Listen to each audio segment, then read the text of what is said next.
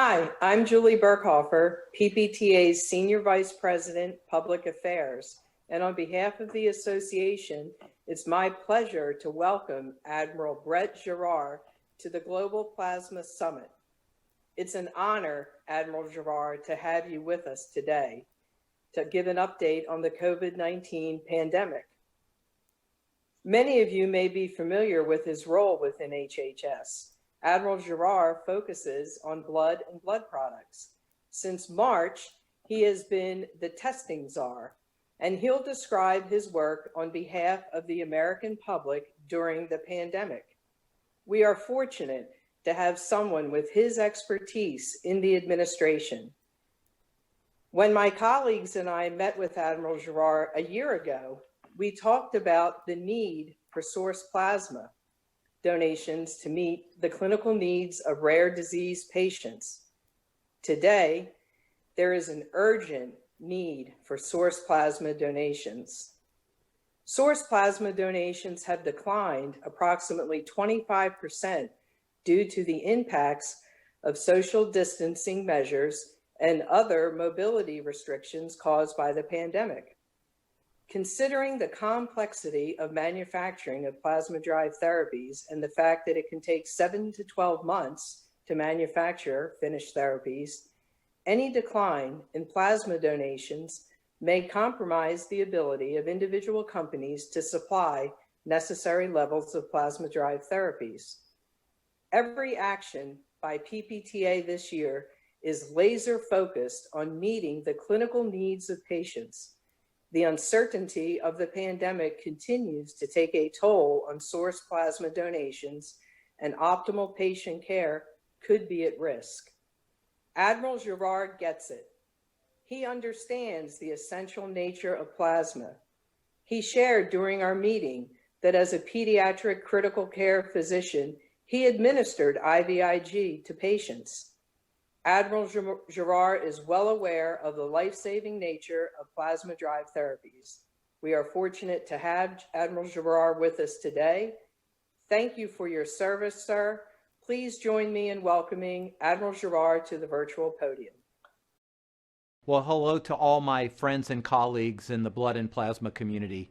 I really appreciate the opportunity to share some time with you, and I really am honored to be asked to speak with you, even though we're in a virtual environment and we're all incredibly busy, focused on defeating this pandemic. I first want to thank you for everything that you are doing and you have done.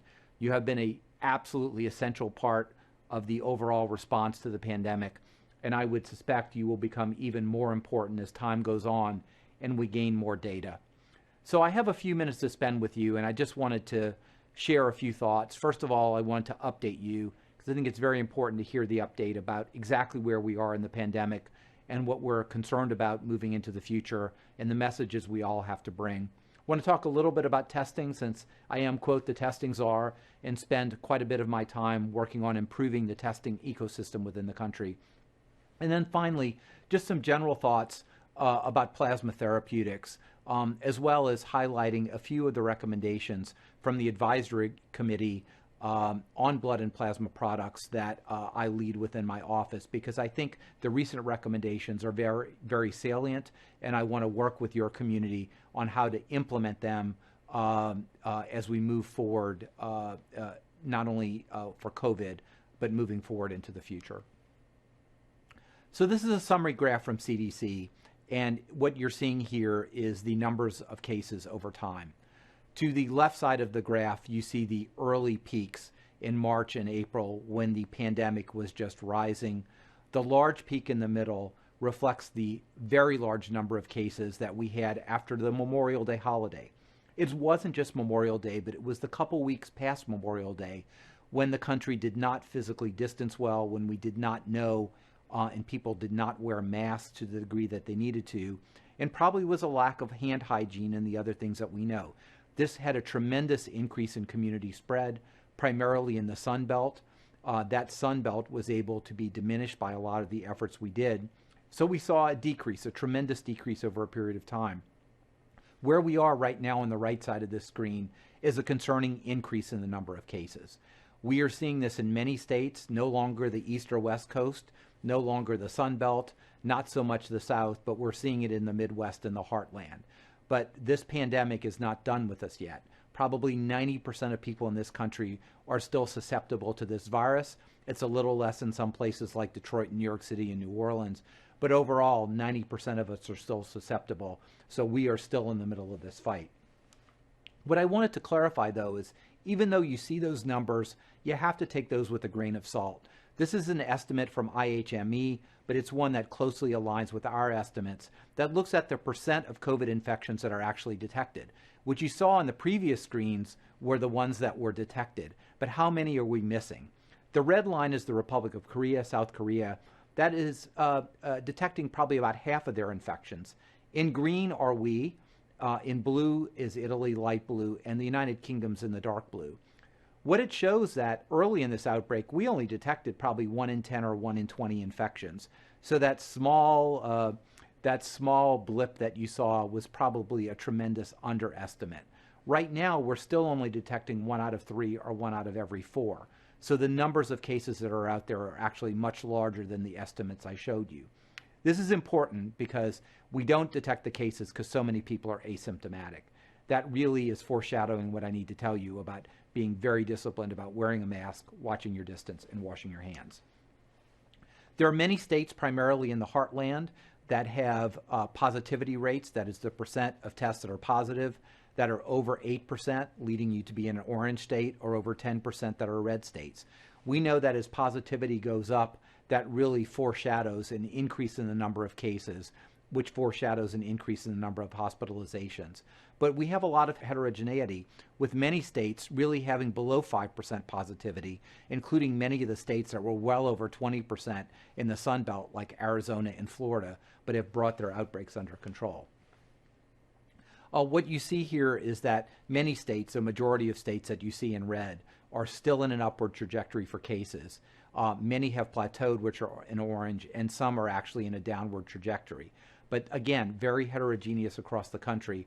I'm not trying to scare anyone with this, but I want to make sure that everyone understands that this movie is far from being over, that we're still in the midst of the fight, and that if we don't maintain our disciplined approach, we could have numbers that are quite frightening across the country, particularly as we move indoors with closer quarters and the opportunity for indoor spread. This looks at hospitalizations. Again, I don't want to necessarily go into the detail, but if you look at the left side of this graph at the top, it looks at the number of patients who are estimated to be in the hospital with COVID. What you're seeing is we've had a 10 to 15% increase over the past couple of weeks. That's consistent with the hospital, with the numbers of cases, but we're still in a much different space. Our peak hospitalizations were at about 73,000. Right now we're at about 40,000. That's still concerning and it's still going up. But just to give you an idea about how much more space we have, and that's because we know how to treat people better. We have therapies like the ones that we'll talk about later from your community. We have remdesivir. We're also doing a much better job in shielding our elderly, which is illustrated really in this slide. This is mortality. So although our cases have gone up, what we've seen is our fatalities have really gone down. The first peak was the March and April peak. The second small peak was the post-Memorial Day. And you've seen since that time, mortality has gone down. We are tragically averaging about 700 deaths per day. But the reason why that continues to go down is probably because the number of cases we're having now is occurring in a much younger age group, the 18 to 35-year-olds. Now, they are not immune from ill effects of this disease, but they're much less likely to suffer a hospitalization, a severe adverse event, or die with the disease than elderly Americans or elderly around the world. Our challenge is to really make sure that even though we have it in the young age groups, that we keep it out of the older age groups, the vulnerable age groups with multiple comorbidities, and of course the nursing homes. And we've had unprecedented actions to provide testing, PPE, support, education to nursing homes. And right now we're doing a really good job of sheltering our elderly. And they have accounted for as many as 40 or 50% of deaths early in this pandemic. But that number has dramatically gone down because of our efforts. So what does this mean? Whether you're a pharmacist, whether you're a layperson, whether you're collecting blood, whether you're pooling plasma, everybody needs to preach: watch your distance, wear a mask, and wash your hands. Those are the smart policies that, combined with smart testing, will defeat the pandemic. It is vitally important that we do these aspects. Prevention is really the way we keep this at bay until we get a vaccine. When we get a vaccine, we can create herd immunity the right way without harming millions of people who get the disease and may die from it. But until we do that, watching your distance, wearing your mask, washing your hands, combined with smart testing, surge testing, is the way we've defeated this in Arizona, in Texas, in Florida, throughout the country in places where there are outbreaks. This works. We do not need to turn off the economy and close down our cities. But if we don't do these simple measures, policymakers may feel that that's the only alternative that they have. But right now it's not. We do these things, we can defeat the pandemic. Part of it is testing. I'll just make a couple comments of testing. When I took over as the testing lead for HHS at March 12th, we were doing a couple thousand tests a day. Now we're performing over 1 million tests a day. And it's a testament to everyone in this country, the industrial base, the biotech community, the retailers who have really scaled these programs. So routinely, we're over 1 million tests a day. Many states are performing actually 10 or 15% of their populations per month, testing that we thought would have been unheard of prior. And it's very important, not just for diagnosis, but we know that half or maybe up to 75% of people who have COVID are asymptomatic. And when you have outbreak sites, it's very important to test those who are at risk, like people who have gone to gatherings without wearing a mask, those on college campuses, et cetera, to detect those asymptomatic people because they could still spread the virus. Our capacity for testing is pretty good. I don't want to go into this, but in October, if you see that bar graph, we'll have over 100 million tests available, and most of those will be point of care, whether they're antigen tests or sophisticated molecular tests. So we've grown tremendously, and in fact, we have excess testing capacity now than we're actually using in the country. We'll be testing probably 30 million people this month. Hopefully that will move to 40 or 50 million people with some of the rapid tests I'll outline now. It's not about numbers, it's really to get the right test to the right person at the right time. And I'll highlight just a couple of different aspects. A couple weeks ago in the Rose Garden, I announced with the president that the administration would purchase 150 million Binax Now rapid antigen tests. These are very, very cool little sophisticated cards. These are antigen tests. They're only $5 a piece. They're going to be made in quantities in the U.S. of up to 50 million per month. And they really are going to democratize testing, because all you need is a swab that comes with it. You need a little dilution media, and you need a sample. You do not need an instrument. We are shipping 50 million to vulnerable populations and 100 million to governors so that they could use to open schools, to keep schools open, and other critical infrastructure projects. And just on October 13th, we announced the investment into a sophisticated point of care instrument called the Q Health System that really is a polymerase chain reaction, a PCR, in the size of about smaller than a cell phone, actually. It has results almost equivalent to the best laboratory tests. So it's going to fill the niche between the rapid, sort of simple point of care antigen test on one hand and the very sophisticated laboratory test on the other. So let me talk just for a few minutes about plasma and serum therapy. I guess we shouldn't be surprised that we have to rely on, when there are new outbreaks, something that's old and tested. And I actually didn't know this, but I actually looked up when was the first documented, in this case, serum therapy. And it actually was reported in 1907 in an Italian journal that looked at an outbreak of measles in 1901. So we have, a 120-year history. So convalescent serum was collected from a person who had just gotten over measles. It was inoculated into 4 children. And it was shown that they did not contract the measles after this treatment, unlike their siblings who lived in the same household. Sort of a case control study, but one that was very important and established the principle. And I like the fact that to ensure safety of the product, the investigator injected some of it into his own self to make sure he didn't drop over and die, and also into a rabbit, and there you went.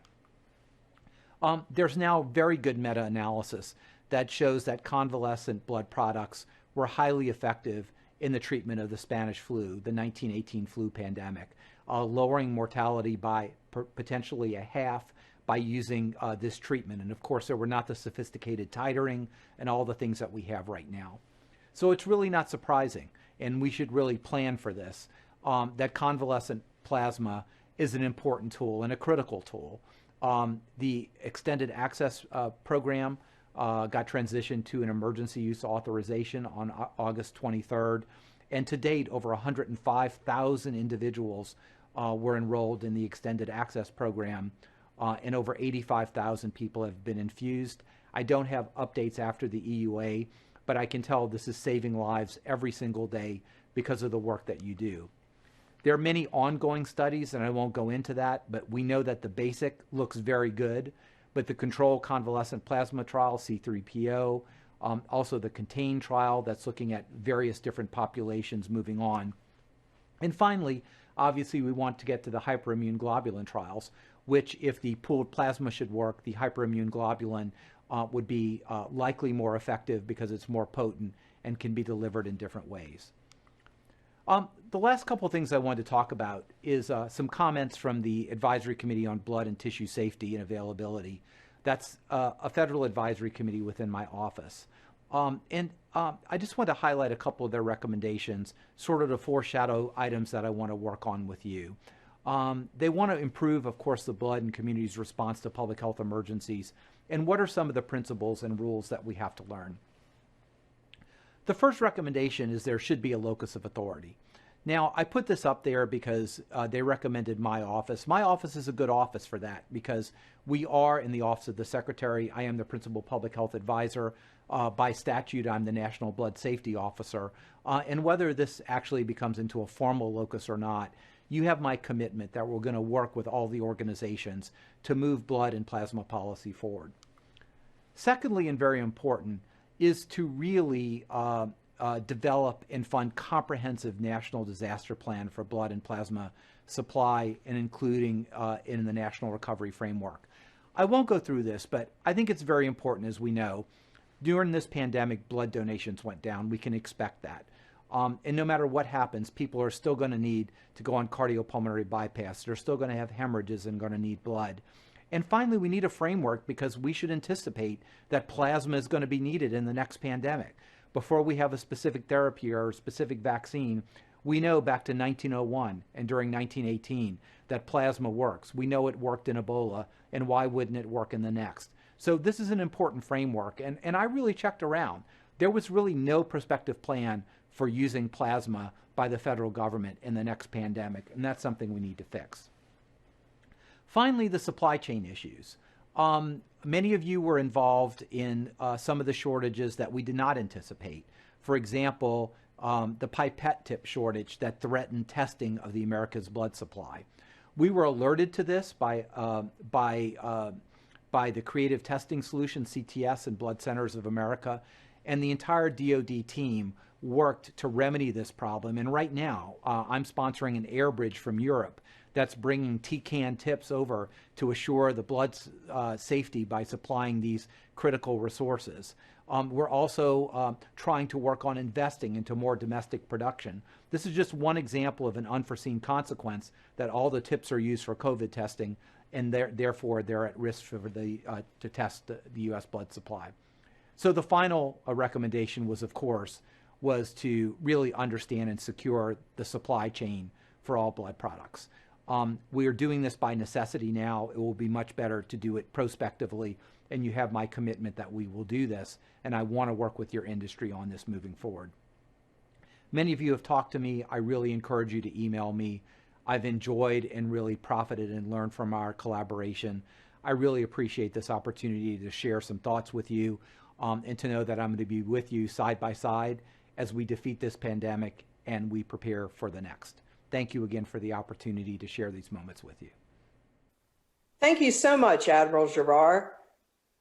Please stay tuned, everyone. Next up, Amy Afontis and Karen Etchberger will present the 2020 Otto Schwartz Award.